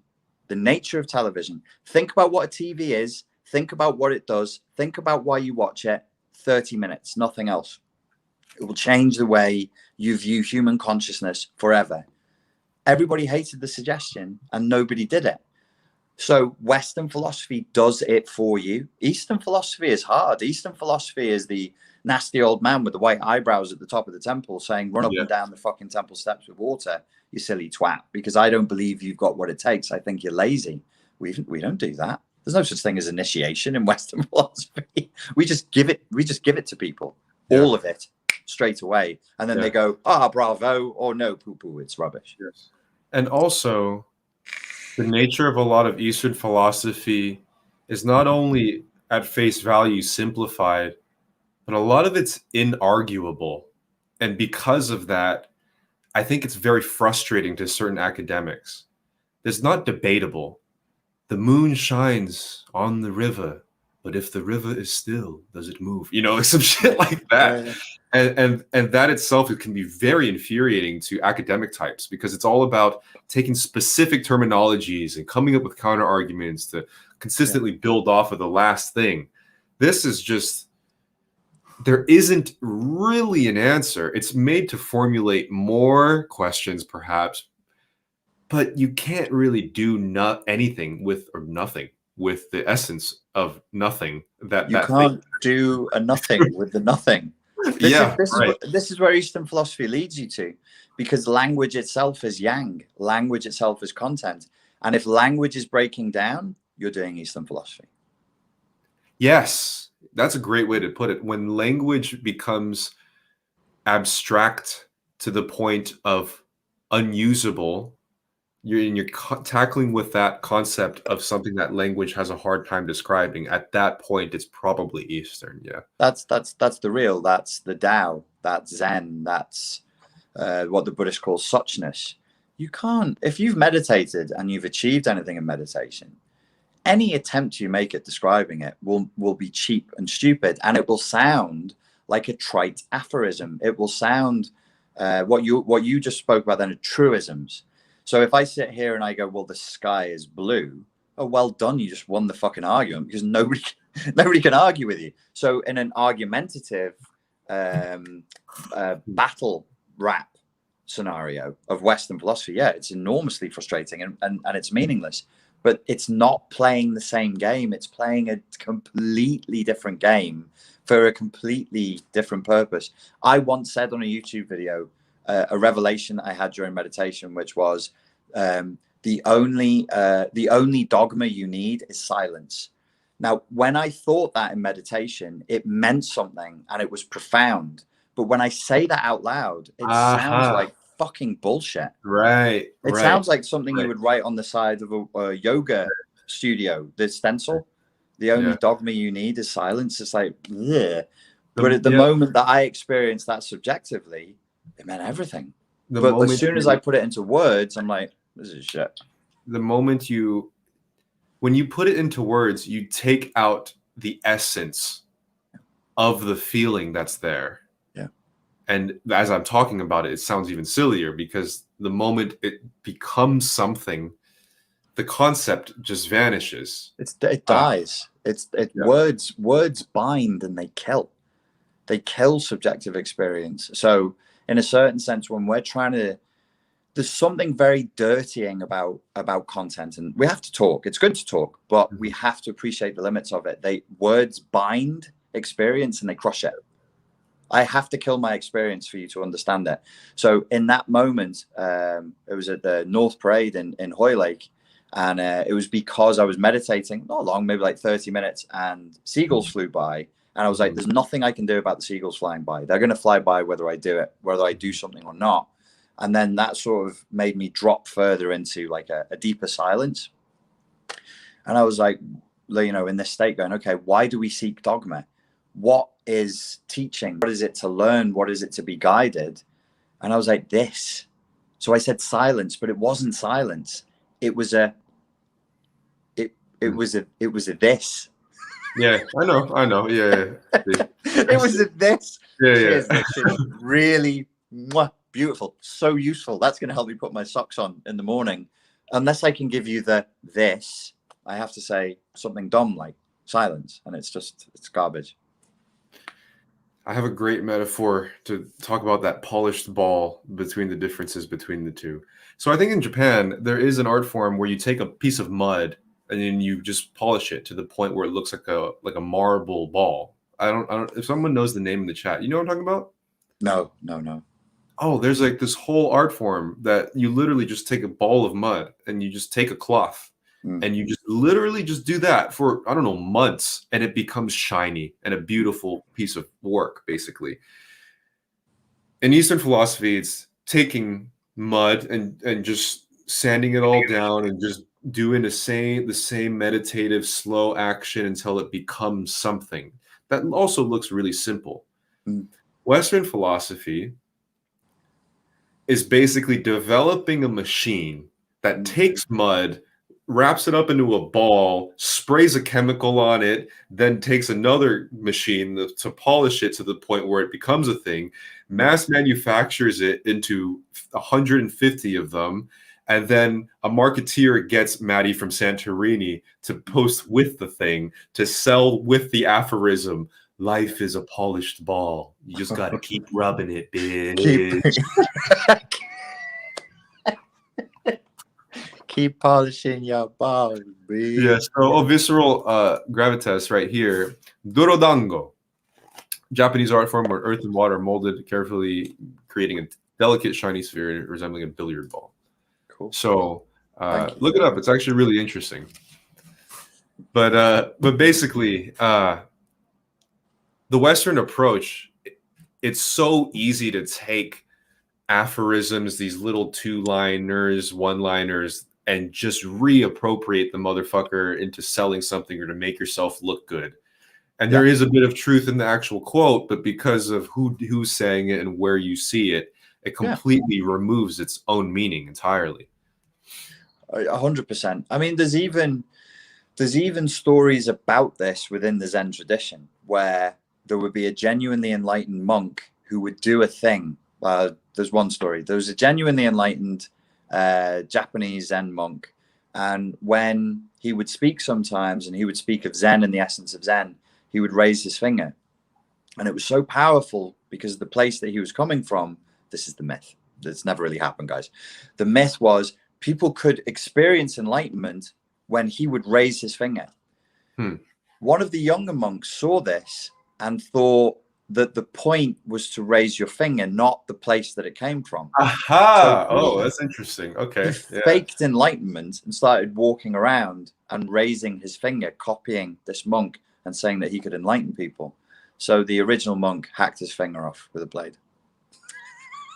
Is that a real story? Is that one of? I swear to God, that's a real story. And at the moment he hacked his finger off, the younger monk became enlightened. Did he cut off his finger too? He did not cut off his own finger. He only cut off the younger monk's finger. And you hear that and you're like, wow, that's like a really sick, violent story. That doesn't make sense. But if you're in the right space and you say, well, what was happening there? Well, the older monk showed with simplicity the singularity, that we are one thing and that your thoughts are actually all coming from one place and one thing. Why would the young monk fake that? Because we all fake it. We all emulate. And of course we can't help doing it, but it creates an echo chamber of nonsense because we're all raising our finger, echoing that which was authentic. But when we do it, it's inauthentic. So Yes. that teaches us it's not the action you take, it's the intent. This is pure Buddhism. You do a fart and it enlightens 1,000 people because it came from right intention, right meditation. I do a fart, 1,000 people puke. Yes. This happens, by the way. It's known to have happened in Prague many times. So it's not the action, it's the intention. Why would hacking off your finger create an enlightenment? Because at that moment, the finger has become something that we're attached to that is a falsehood. So the kindest thing the older monk could do to generate enlightenment was to cut it off, was to cut it straight off. The return to nothing. Exactly. The removal of the something led to the enlightenment, Exactly. which is nothingness. And So also, real quick, so what I get from that story too is that when he puts his finger up, he does it with the intention of enlightenment, right? Within. But everybody only sees the finger. Now that is a direct depiction of the East-West talk we're talking about, but just human nature in general. Yes. We can't see intention. We can't put intention into the something. Yeah. So we only see the something. And that's the only language that most people speak in. So they're like, okay, I guess I'll just hold up my finger too because this guy did it. And there's something there that is just different about Western culture is younger. Western culture is therefore, I'll just say it, it's more primitive. It's a more primitive culture because it is younger. The older cultures, not just in the East, I think the Egyptians knew, there's evidence that they knew this as well. If you can accept that things are not replicable, some things are not replicable. This day, this moment is not replicable. This cannot be replicated. You develop a fresh reverence for life, and the ceremonies and the procedure, like in Japan, where you go to watch the cherry blossoms fall. The meditation should be something along the lines of life is refreshing now, but as it is dying, it's being born. As it's being born, it's dying. It's incredibly beautiful, but it's so sad. Everything we love, everyone we love, every word we speak, every action we take will be dust. It will fall like the petals on the tree and it will never be again. Each one of those petals has been and can never, ever be again. Feel the pain and the joy of that and know that you can't hold it. I can't give it to you. It's ungivable. That we don't fucking play. Like, I want to go and I want to watch a movie and I want to laugh and then I'm going to come and then I'm going to go to sleep. And it'd be like, what about the nature of the cherry blossom that you can't fuck? What? What? Cherry blossom? Yeah. As you're describing the cherry blossoms, I was getting like goosebumps from it. Then you brought up the fucking beer and the TV, and I'm like, oh, that's reality. You're back in base level consciousness again. Yeah. It's when you look at that culture, and it's not. I haven't been into that side of the culture for many years. The Japanese feudal system and the Chinese system, they were living in a future, man. They were living in the fucking future. They could be barbaric. They could be extraordinarily cruel. 100%. I'm not denying it. But they lived in another world. They lived in another world. And it's because I think of their nature with their relationship with time and temporality. They were civilized in ways, and they've gone back because of the Western poison, because the Western poison got into everything. They've gone backwards. They were civilized in ways that we can't conceptualize. I think the Egyptians had it as well. I think if you take Egyptian mythology as metaphorical, you can see how much is related to the fragility and the temporary, the finitude of life. And it should give you goosebumps. Like, you should have a priest like this talking to you because you're jerking off and eating a pie. And then he should say, come over here, look at these stars, or look at the cherry blossoms, look at this sunset, the way that bird just flew across the sunset. Never again. Never again. In all infinity, from the Big Bang to now, never again. That breath you just took, never again. This is it. And now this is it. And now this is it. And we're all 1 second closer to death. Live life, love life. You'd be like, oh, you don't need TV. You don't need fucking cocaine if you're plugged in like that every day. And everybody's plugged in to varying degrees. And you're all doing this thing. You're on a different level of consciousness, man. That's a different level of consciousness. Right. We're not living that. I got a lot to grasp here. Shit, where do I begin? So Damn, that was really good, man. I'm like, where do I start from there? So I'm just gonna hold it the first thing that I can just pull out, and that is that nowadays we are naturally kind of leaning towards perhaps a grasping of something a bit more primitive. There's like a weird glorification of the, starting off grid and like living on a fucking farm and whatever else. That might be what people say that they want, but I think what you're describing is what they unconsciously are desiring. A primitive, not an older form of life that is naturally attuned to this level of consciousness. Maybe without all that technology, but that doesn't necessarily even mean you're just going to work on growing potatoes all year round. It's attaining a level of consciousness with others that plugs you in to base reality, that stuff that's more tangible too. And the way that you're describing the essence of cherry blossoms and seasons and nature like that, that's religious is the wrong word. Spiritual is almost the wrong word because we've also fucked up the meaning of that too. I think when people are talking about going towards back to a simpler time, that's what people actually want to attain. The unfortunate thing is that it only, I think, works if everyone else is doing it on a collective scale. We have this romantic notion that if we personally meditate and we personally understand it and we just go out in the world, everything will be great. There's a massive conflict between how you view the world and the people around you. If that were the case, you need everybody, maybe in a situation like Peru, to have that ceremony every year to take the ayahuasca, or everybody in Japan every day or every year to be aware of the cherry blossoms and have that ritualistic festival, and everybody on a collective scale doing and sharing in that same experience. Otherwise, it just won't work in an individualized culture.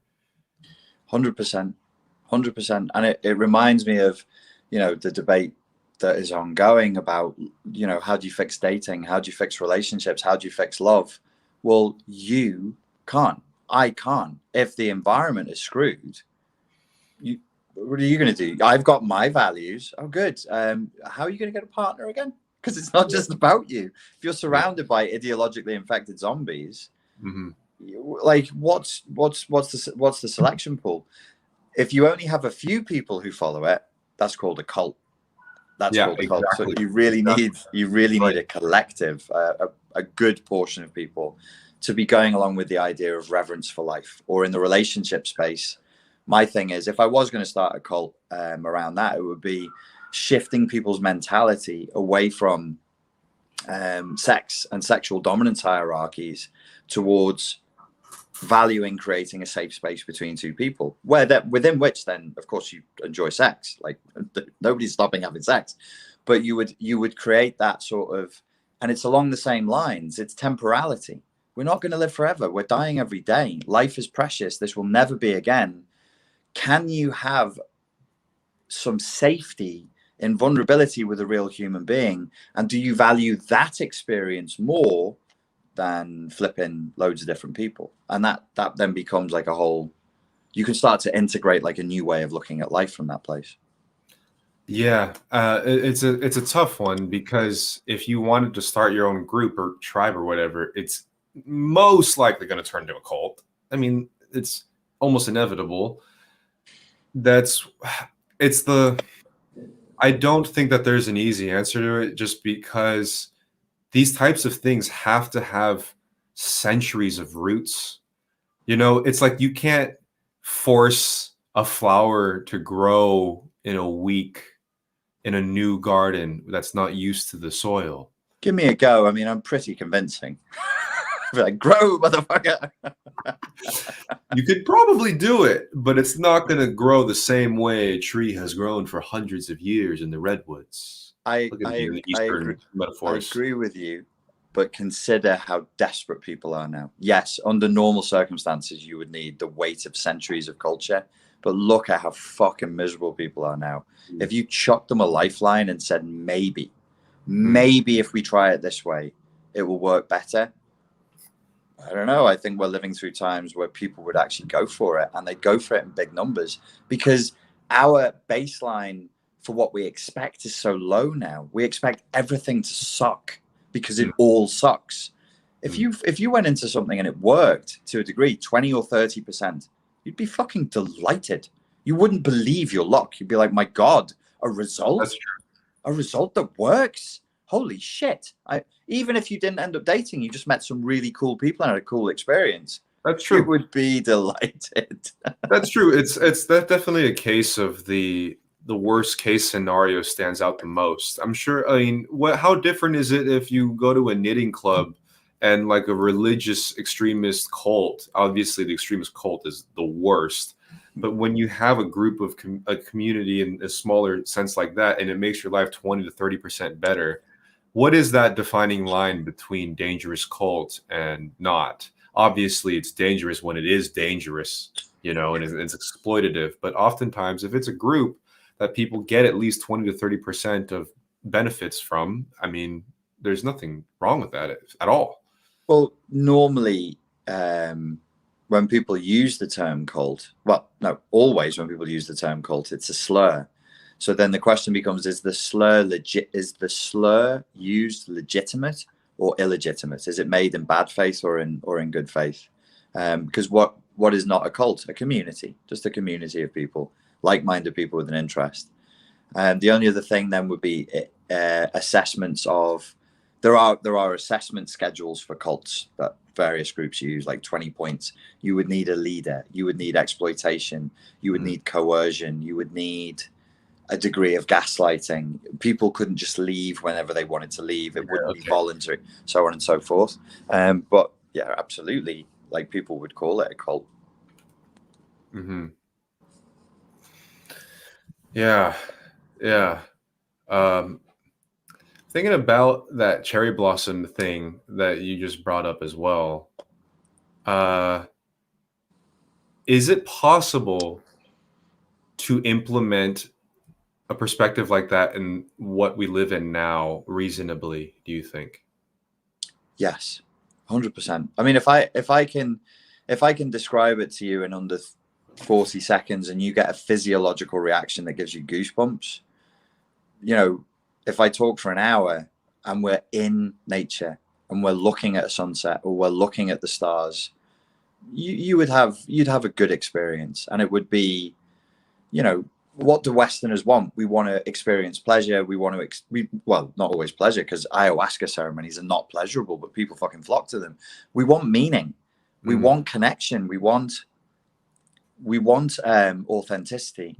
So what was your question? I don't know. It was, do you think it's possible to have that perspective in what we live in now? Yes. But to a degree, you would have to, whatever you do, I'm sort of cheating on this question, you would have to, in at least a microcosmic way, take people out of what we're living in now. You've got to take them out of the city into nature. Or if you're in a city, we've got to go to the park. Or I don't know if you could induce that online. I would think face to face, outside of your normal life. Yes, you can do it. Yeah. The closest thing that I've tried is obviously the live streams, but there is still the barrier of the fact that it's online and it's still an arena of boundarylessness, of anybody can come in and do whatever they want. Some people can just fuck the whole ecosystem up just because they're bored. And I think at this stage, as good as that is, and I still love it, going day to day in interacting with baristas, even for a minute or two at a time, to meet up with a friend for an hour, you're not slammed with that, you know, with like people know how to behave in real life so much better. It's fucking unbelievable. Oh no, it's incredible how much more polite people are when you can reach out and stick a finger in their eye or punch them in the face. Suddenly they're not quite so cocky. Right. And yeah, man, it's that definitely like a hit to my ego, because I was like really advocating this usage of social media, whatever, possibly in a positive way, which it can be to a certain degree. But in the end, I think it's the well is poisoned. It used to maybe have more potential a year or two ago, maybe 4 years more likely. But at this stage, with how the big tech companies and whatever else, and how it's people have been worked up, like they've been fucking on PCP for 10 years. You know, it's not the best route to get a message across or to connect with others. Yeah, no, it's we got to get people offline. We got to get people off the drug.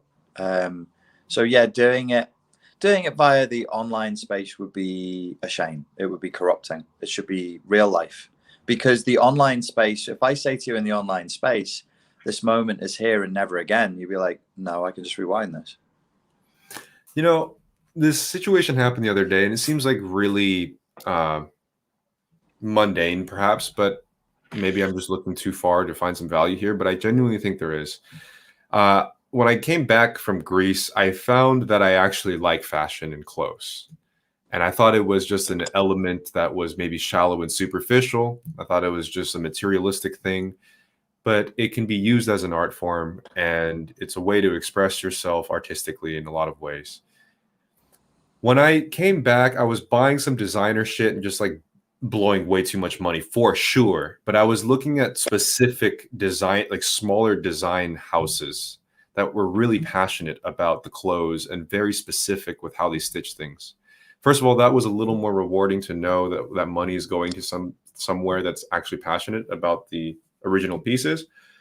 But then later that week, I needed to get a zipper fixed, and I talked to the owner of the shop, the tailor, right?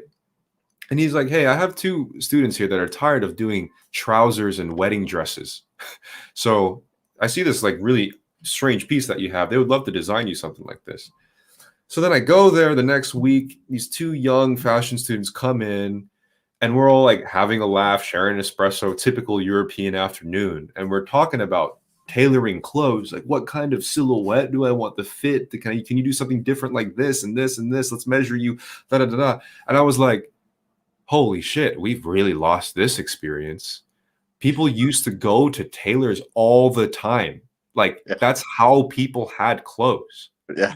And this is not materialistic. This is far from materialism. Yeah. We have now, what do you say, unsanitized or just dirtied up the idea of clothes and fashion to be just a fucking t-shirt at Walmart. You go to H&M for some fucking like that's working for 5 cents a day. You have no connection to how it came to be. It's cheap. It's here. It disappears in 2 days. You know, you don't have any context of what this means or where it comes from.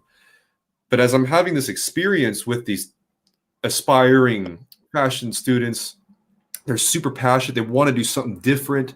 I'm supporting them with whatever, with finances and just some inspiration here. You have this back and forth. When I get it, I'm gonna like have a different sensation that's far from materialistic and superficial. And I think this doesn't even have to do with tailors and fashion. It goes in with how we approached a lot of things before. There was a lot more humanity in seemingly materialistic things, but now we've just completely obliterated it. Yeah, 100%. I think this was when Karl Marx made observations about the way in which capitalism goes wrong. I largely agree with many of them. His solutions for what to do about it, I thought, were just sci-fi level gibberish. But you're talking about alienation, the Marxist concept of alienation, where we become alienated from our work and the value of our work as you get further and further into capitalism, commodity capitalism, consumer capitalism, and commodity fetishism. Yes, you can go to a shop and see a guy. He knows how you like your shoes. He knows how you like your trousers, how you doing, how's your wife, how's the kids, bibbity boo. That's a human interaction with somebody who's giving you an individualized experience. Buying clothes the way we do now is probably, on some level, we're probably humiliated. We probably hate it, but we're so used to it, we just don't think about it. Right. And the closest thing that we probably have this today that's similar, I mean, I even saw you on Instagram. You were at a barber shop. You know, a barber shop or a hair salon is probably the closest thing that still is in existence now that maintains that element of humanity. And technically, haircuts are superficial, technically, Yeah, they but are. they're not at the same time. Yeah. Yeah. You know, they're an extension of how your own potential and how you can be. Well, that experience for me is it takes a long time. I mean, the dude's Colombian. He has a different sense of time than I do. It's like I'll get to you in a minute. 40 minutes later, he might get to me. But the My braid shop too. Hey? My braid shop, same thing. Different time, man. Yeah. It's a different concept of time. But I ended up going in there by mistake. He wasn't supposed to serve me because in there, the Dominicans and the Moroccans do the Caucasian hair, and him and his other friend from Colombia, they do the Afro hair. But he was like, "Do you want me to try?" And I was like, "Sure, it's my fucking hair. I don't give a fuck. Can you do, puedes hacer la barba también?" So we start interacting. We start having this fucking.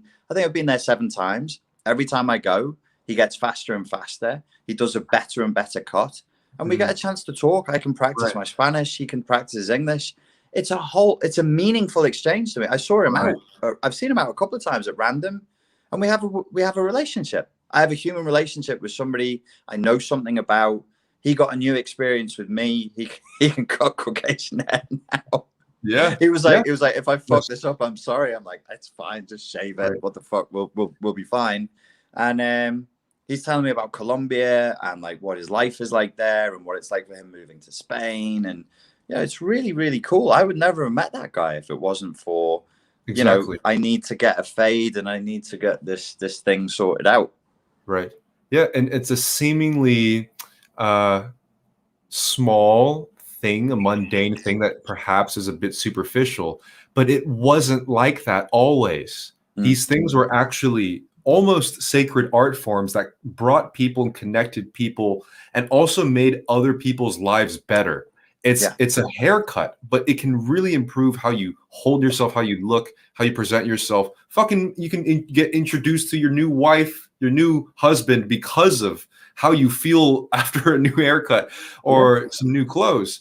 But it's the alienation, like you said, or the commodification, the quick spurt, the fucking masturbatory sploosh that just everything has. Like, I mean, haircuts are still sort of safe these days, but with clothes, fashion in particular, you don't have that tailor experience. I was actually kind of surprised how willing I am to pay 10 times more for a custom-made jacket.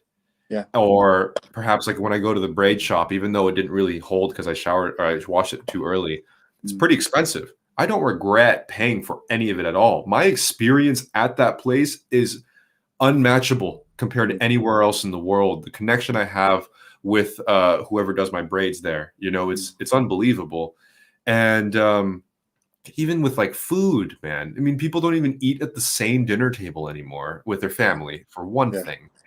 That's crazy. We have fast food. Talk about just shitting on one of the most sacred activities humans can ever have, which is to share a home-cooked meal with their friends and family, dude. Make it, put it in a box, have a depressed 21-year-old deliver it on a moped.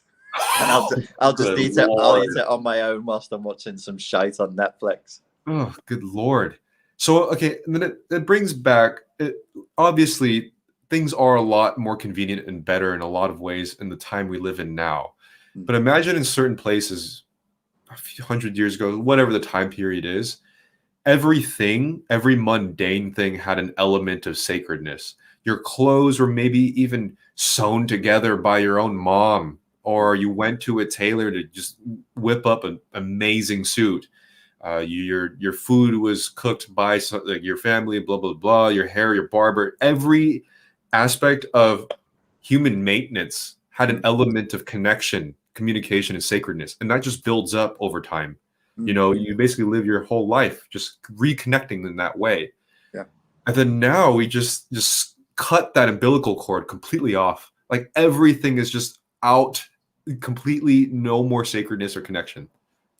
Yeah, it's true. The way you were describing it then, I just thought, you sound like you're talking about the scrubbing away of individuality and, you know, just conformity. Everything is very conformist because, well, if everything is created from a machine to be consumed quickly, of course it's conformist. Yeah.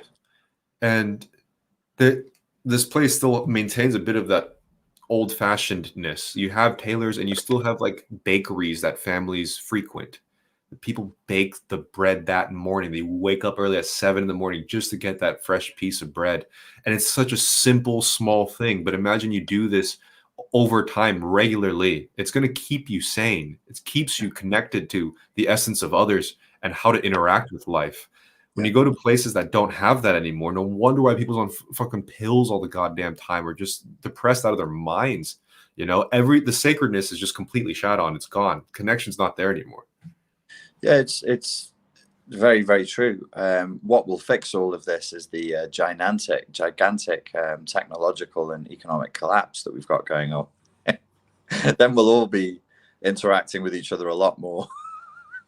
And saying, please help me fight these wild animals. Oh, Jesus, the raiders have come again. Protect the children. Oh, God. Listen, me picking up boxing and Muay Thai was no coincidence, you know. We're all feeling it, mate. We're all feeling it. Everybody's a bit like, oh, it might be time to get back in shape. Might be time to brush up on my martial arts and my shooting skills. But that's kind of what it was. It was like, what activity is there that actually has a productive, tangible result?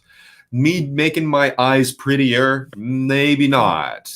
Even dance for fun? Sure. Productive, tangible, pragmatic? No. You know? So out of all the activities, this one just seems the most reasonable. Like, what am I going to do? Make another song for the other billions of TikTokers and Spotify artists to compete with? Like, Jesus. Yeah. No, it to me, it always felt like what you were looking for was something that was grounding and that would give you immediate feedback, immediate hard feedback. And you just get to a place in life where you just want that. You just want the immediate hard feedback where you know within seconds if you fucked it up. Yeah. Everything else is a much longer feedback loop. There's no physical pain to it. And it takes longer to fix. Whereas if you do a jab cross and you fuck it up, you can fix it inside of 2 seconds. You just do it again. Exactly. And it feels great. And I think in general, it's just everybody should just find something that's really pragmatic as a hobby or a skill at the moment, you know, and I just was not a farming type, you know, I don't know how to do that. I don't find any enjoyment, but I was trying to find an activity like that. And I think this is the closest thing that fits my personal personality with it. Yeah, the farming thing. Well, we may all just have to learn how to do it one day. Those of us who survive, of course. That's why I know martial arts. It might not be that bad. I was talking to UG Rose about it. She was saying, "Oh God, that sounds awful," and I was like, "It might not be. Obviously, it will be catastrophic, but it will probably be worse for the rich than it would be for working class people." Because they're isolated and fucking going crazy off their own surplus.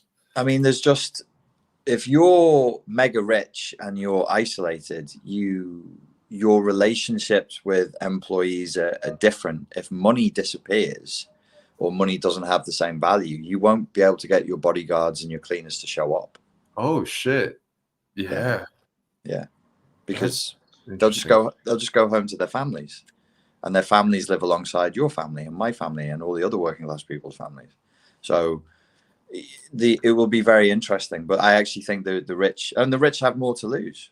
We don't, like, if you're working class, what have you fucking got to lose? Oh, my portfolio in Malibu is gone. No. Yeah. Yes. And you have music, dance, and your friends and family to actually spend your time with. Which is all we ever really have anyway. The rest of it is an illusion.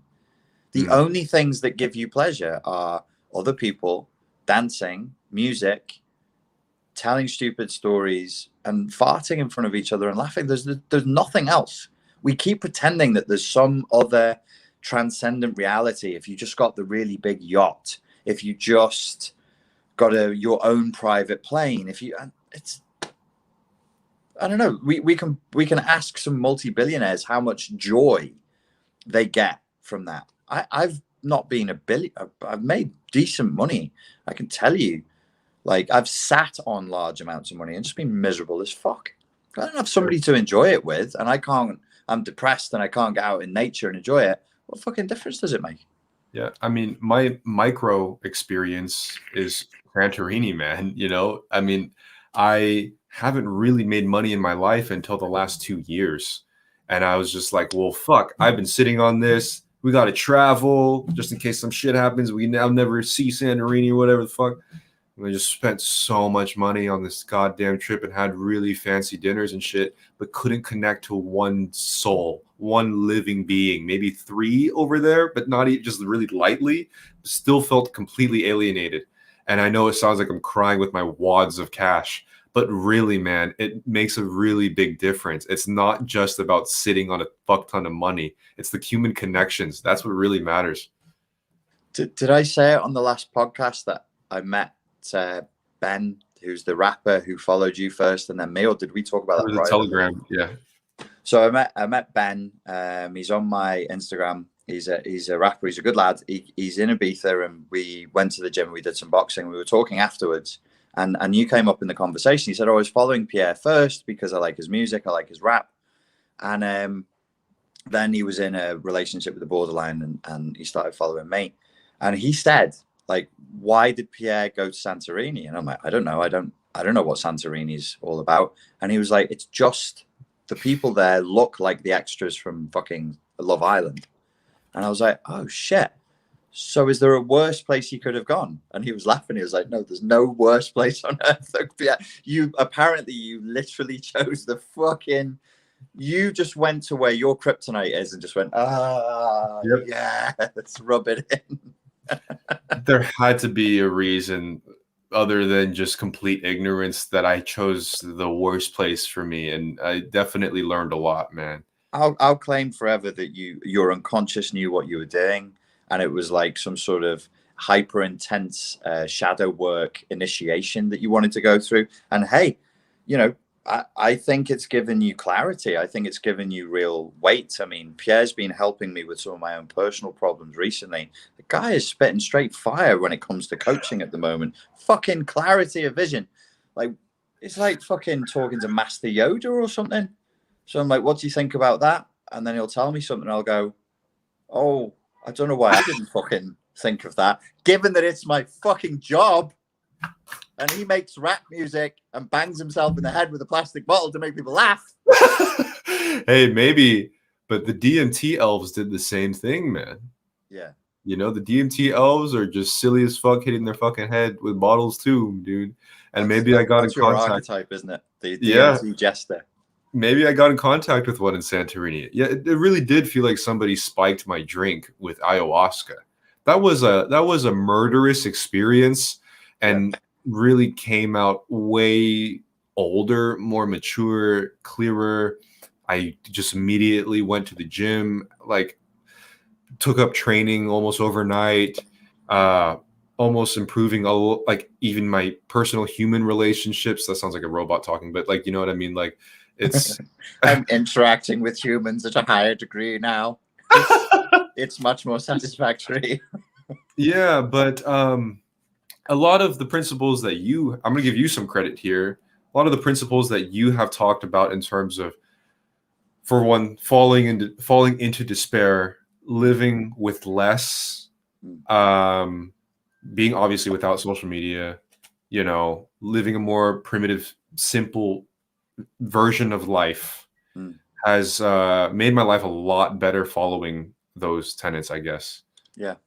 Yeah, no, it's definitely changed you. I mean, I was shocked at honestly, like I knew you'd give me good advice, but I was like, that is some fucking profound, humble man talk. What is this guy 14 years younger than me? What the fuck am I doing? I'm gonna step down and just I was like, damn, what? Seriously? I had to listen to it twice, and then I asked another question. I got this same level of consciousness again. I was like, wow, like it was amazing. It was just like super humble, egoless. It was exactly the kind of feedback that good coaches and good therapists give people. It makes you see the situation differently without putting your stuff on it. It's hard, man. It's hard not to do that, and it takes a degree of conscious awareness to be able to achieve it. I was impressed. Santorini was a good thing. Well, thanks, man. And that being said, I'm opening up Pierre XO's relationship advice hour on my main channel, and that's going to be a very fun time because people will definitely ask me genuine relationship questions. I'm telling you, like, you can trust Pierre with relationship questions. This guy's got some fucking wisdom. Yeah, he's been in and out of many of them. That's why he's had like 200 micro relationships. Yeah, I didn't realize it, but that was definitely part of the reason. I've had many of those. 100%. Like there's just a weight of experience. When you get relationship advice from people, like, okay, I'll just say it, it's slightly sexist. When I get it from men, it's always infused with ego, and when I get it from women, it's always infused with idealism. Women speak, and I can hear fucking Oprah Winfrey somewhere. Men speak, and I can just hear like Joe Rogan, some dick swinging. Like, I'm just like, oh, I don't need this. I need human advice. I need an adult to talk. So it's really good. So yeah, I told him you should be a relationship coach. He doesn't want to know. The thing is, force him, everyone. Force him. I would love it, but I would need to get paid a lot just because I know the nature of who would ask me and what they really want from me. Yes, it's actual relationship advice, not your opportunity to flirt with Pappy. My boyfriend, it's just really like he's not doing it for me, Pierre. What do you think I should do? Because I'm free this Saturday and I love lasagna. He told me I was ugly. Here's a picture of me. What do you think? What do you think? Fucking hell. But I think also the big reason why I can come from that angle now is the last 4 or 5 months has been complete ego demolition. Like any hints of false confidence building in the last 5 months was just stop.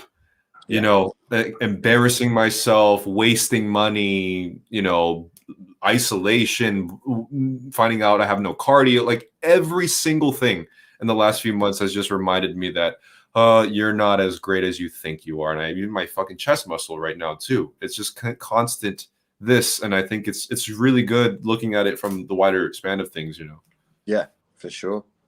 It's good to be humble, man. It's good to be humbled as well. I think that's where vulnerability comes from. It's where authenticity comes from. I mean, I think as a species, we have given the theater of narcissism a really good run.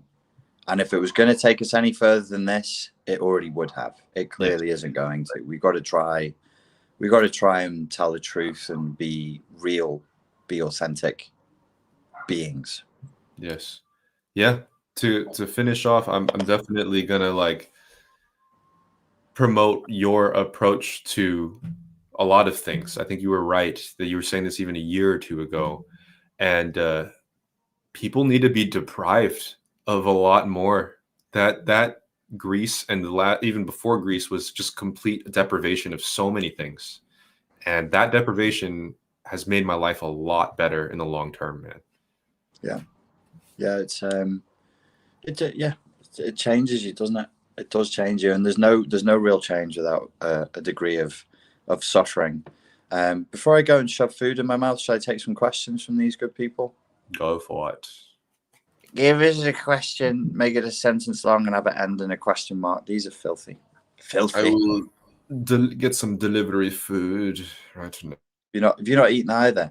See, this is, I'm a life coach, right? I'm supposed to teach people how to organize their lives, and then I don't eat anything until 9 o'clock at night. It's not healthy, ladies and gents. Dude, I'm still working on this regular meal thing. I actually figured out I have to eat maybe 3 times the amount that I think that I need now that I'm training. Yeah. Oh God. Yeah. I mean, especially if you've got tears and stuff, it can be an indication if you're getting torn a lot that you're a little bit undernourished. Okay. Have either of you watched After School's Mass Psychosis: How an Entire Population Becomes Mentally Ill? Should we start the next podcast with this one?